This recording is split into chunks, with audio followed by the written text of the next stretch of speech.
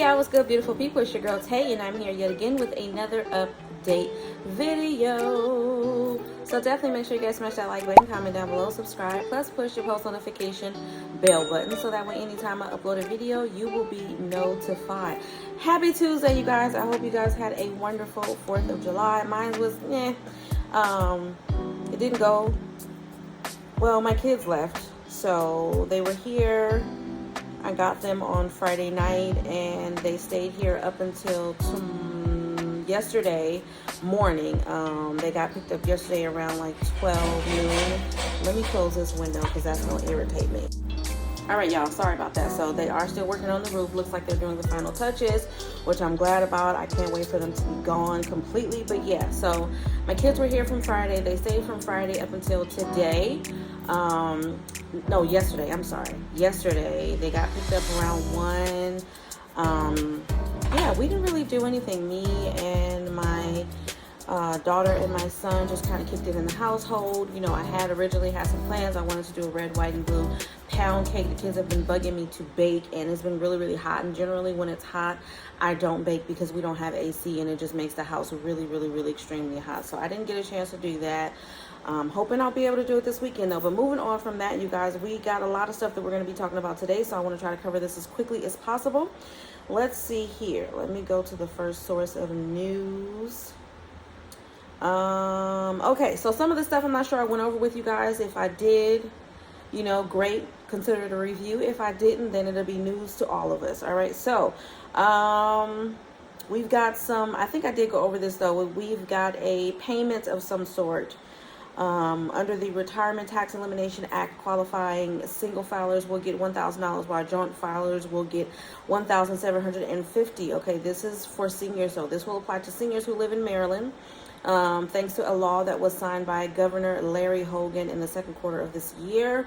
He says our state is in a stronger fiscal position today than it has ever been before, and because of that, we are able to keep our commitment to Maryland retirees, Mr. Hogan said in a statement. I want to sincerely thank the legislative leaders on both sides of the aisle and in both houses for coming together to help more Marylanders keep more of their hard-earned tax dollars in their own pockets. Okay, so like I said, it's $1,000 if you are a single filer. It's $1,750 if you are a joint filer. To be eligible, you must meet certain age and income requirements. Also, you must be a resident of Maryland who is 65 years of age or older.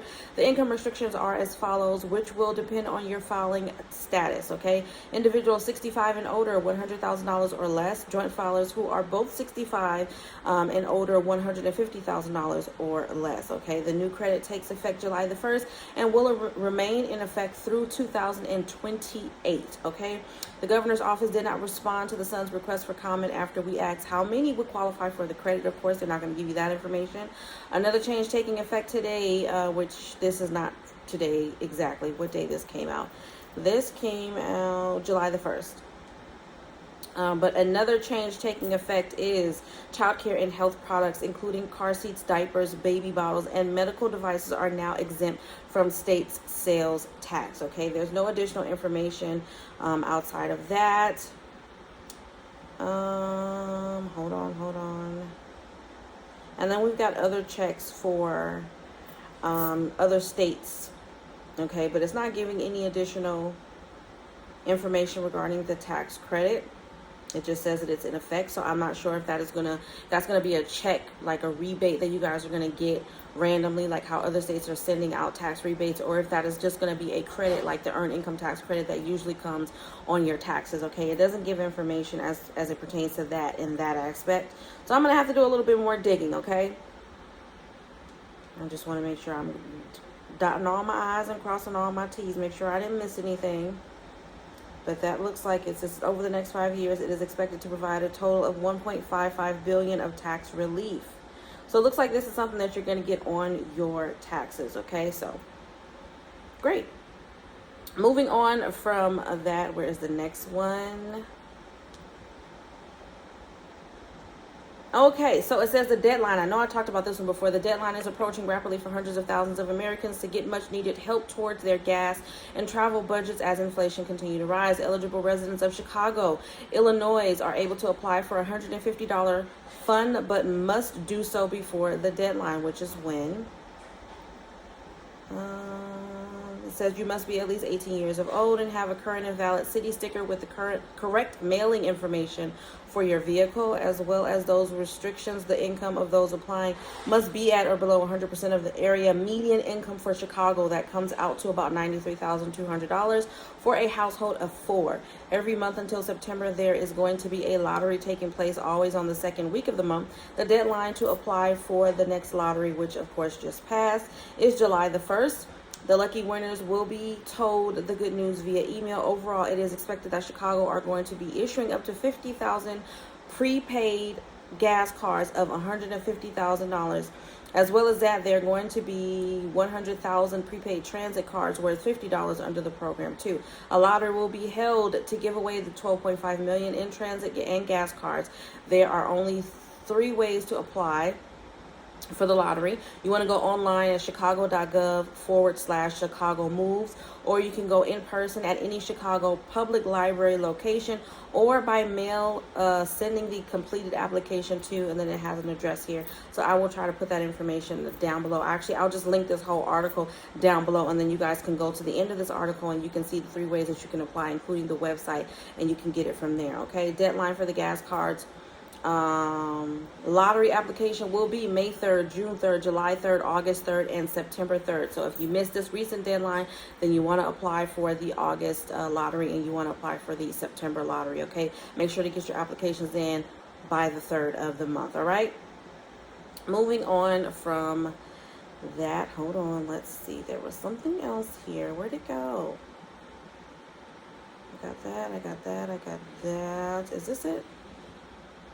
I think I passed it up. Okay, so this pertains to California. Newsom signs the state budget bill with gas refunds to 17.5 million California taxpayers. It says Governor Gavin Newsom on Thursday signed into law key elements of new $307.9 billion state budget, a spending plan centered on gas refunds for 17.5 million taxpayers to soften the sting of high fuel prices and the cost of living.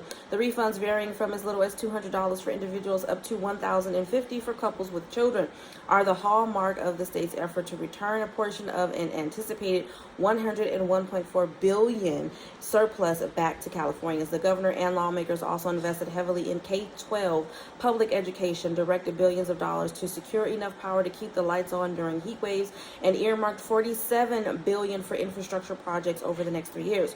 This budget invests in our core values as a pivotal moment, safeguarding women's right to choose. I agree with that. One thing I can say about our governor, I'm going to get back to what he says here, is that I see he's speaking a lot more and even trying to make California a safe haven for those who are trying to escape states where they're not allowing them to choose what type of, I don't know if you call it, parenting devices for them, basically Planned Parenthood, things of that nature.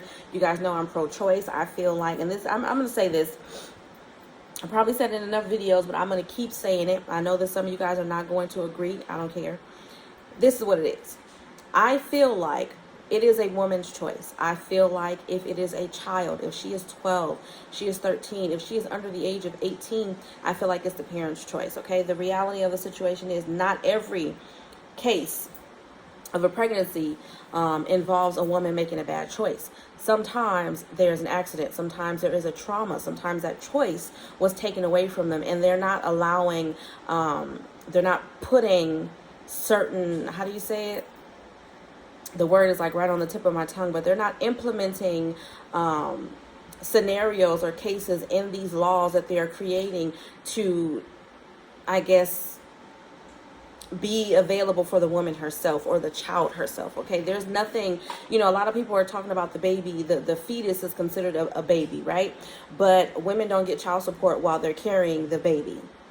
That all of the benefits that a woman can get starts after the baby is born. And I feel like there's a certain element of accountability that's been taken away from the situation, because it takes 2 to have a baby. But all of the accountability in these situations, in my opinion, almost always falls on the woman. Well, she opened her legs. It was her decision.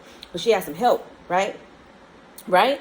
Men want to be held to the highest esteem in these situations. They want They want you to acknowledge that a woman can't make a baby by herself. And I feel like that's false. No, she can't make a baby by herself, but she's creating that life for the next 9 months by herself. You are not going through the morning sickness. You are not going through the baby sitting on the bladder. You are not going through the stitches and the catheters and the epidural and all of the other things that goes along with giving birth to a baby. You don't have a cervix that dilates to 10 centimeters to allow a human being to pass through a hole that is normally the size of what? A raisin.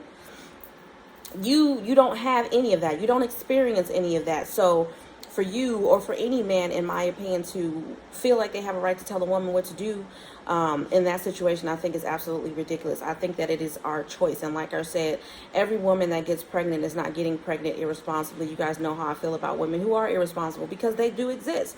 We're not talking about those. We're talking about the ones who don't have a choice in the matter. And even when using proper protection, it's not foolproof, and it's not 100% guaranteed. So even if you go and you do everything, you get the shot, you do the pill, you know what I mean? You get the little implant or whatever the case may be. Some people still end up pregnant even after they've tried everything that they can possibly do not to be pregnant. Sometimes it's just the way that life happens. And in that situation, again, it is not their choice to be pregnant, but it happened. But my reasoning for saying this and expressing this is because, like I said, I feel like the society is based off of a very man-led psychology, and the society is very patriarchal. It goes based off of man's needs, and I don't agree with that. And I feel like in this situation, when it comes to childbirth, that is the one thing that we should be able to say yes or no to. I have babies, so you guys know that I'm not sitting here saying this to you lightly. I have 6 kids, and I chose to have all 6 of my children. It was never a thought in my mind to voluntarily terminate any of my pregnancies, but I've even heard of some states where if a woman has been told that she's having an ectopic pregnancy, let me explain this to y'all who may not be aware of what that is. I know the women already know, but if there's any men watching this channel, if a woman gets pregnant and the baby travels to her fallopian tubes there, then she can risk her fallopian tube could rupture. She could bleed out internally. She could hemorrhage, and she could eventually die. Now, I said this recently.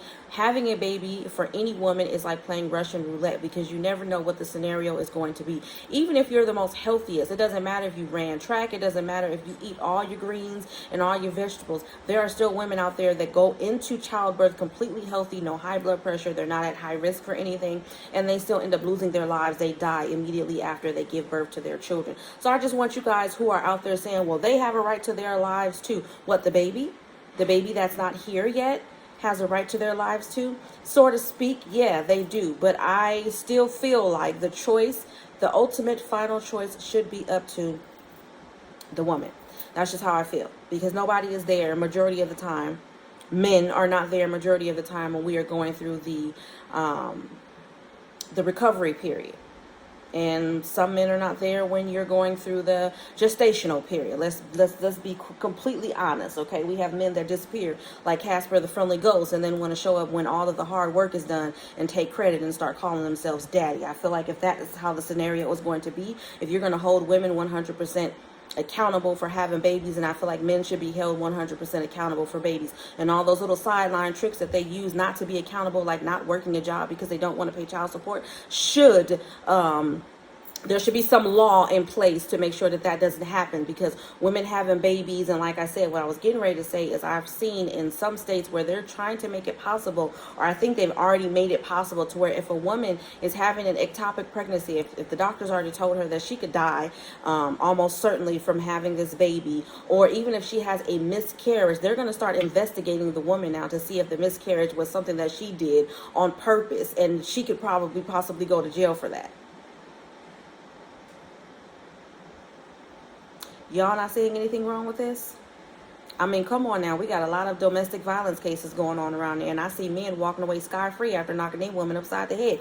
But anyways, I digress. I just had to go on that rant there because I'm very, very, as you can see, I'm extremely ticked off about that Roe versus Wade. I'm not for the shenanigans. And like I said, I can say without a shadow of a doubt, I've lost all faith and hope in the government. I've lost all faith and hope in men for the most part, because they're about them. That's just how I feel. But moving on from that, Yeah, so I'm started all that to say that I am pretty glad that our governor is trying to make California a safe haven for women to choose. Like I said, I do feel like it should be the woman's choice, and if the child is a minor, I feel like it should be the parent's choice. If they're in a married, you know what I mean, double two-parent household, or if they're in a single-parent household, I do feel like the choice should be that of the parent. And considering certain circumstances, like I said, we're not talking about irresponsible people that just go out there and create babies and then they don't want to deal with the responsibilities of it. We're talking about people who actually have had their choices taken away, people who may have been raped or had suffered some type of trauma in creating this child. In that situation, the choice is not theirs. Or if the doctor has literally said to them that you are going to die, if you are not going to be able to carry this baby to term, you have a heart condition, you have an ectopic pregnancy, whatever the case may be, your organs are shutting down. I feel like those stipulations need to be a part of this law, which will allow the woman to live out her life completely, okay, as long as she's meant to live it. So moving on from that, this budget invests in our core values at a pivotal moment, safeguarding blah blah blah. I already read all of that.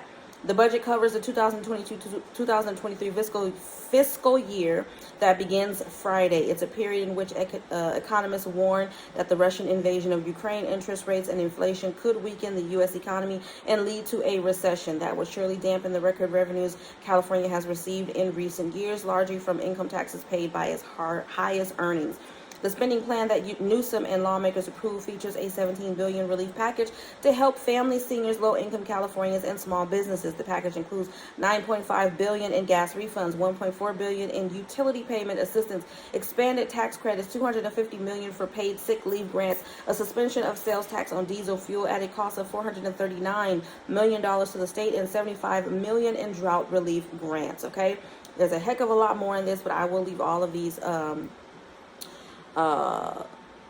articles down below in the description box, so don't hesitate to check that out. And then last but not least, because this video is already pretty long because I just did all that talking, we are going to go through emergency SNAP maximum benefits for the month of July. We got a couple of more states on the list, and your girl was prepared. She did actually write them down. So, emergency SNAP maximum benefits for the month of July. We have Alabama, July the 30th, Alaska, July the 1st through the 31st, California approved, but I still don't see the dates on USDA website. I'm going to see if I can find them, but they are approved for July.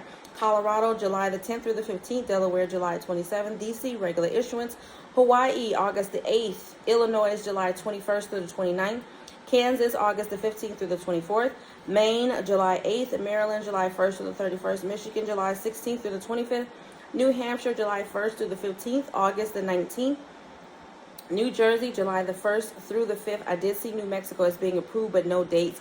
But New Mexico usually does all month long. So I'm going to say July 1st through the 31st for New Mexico. North Carolina, July 22nd through the 31st. Ohio, July 27th. Oregon, July 11th, 28th, and then August the 1st. Pennsylvania, July 16th, the 19th through the 23rd, the 26th through the 29th, and then September the 9th. Rhode Island, July the 3rd. South Carolina, July the 1st through the 19th for currently approved households, and then July 1st through the 31st for newly approved households. Utah, July 30th. I know someone asked me about Tennessee, but they are not on the list. I do apologize, but they're not on there. Feel free to check your state social media pages, Facebook, Instagram, for the Department of Social Services, Department of Human Services, Department of Human and Health Services, whatever that entity is called in your state. You want to check their social media pages because sometimes this information does update there before it does on the USDA, but that's where I get my information from 9 times out of 10. July 30th for Utah, July 30th, Virginia, July 16th, Washington, July 2nd through the 20th, West Virginia, July 6th, and then August the 10th, and then we have Wisconsin, July the 16th, and then September the 6th.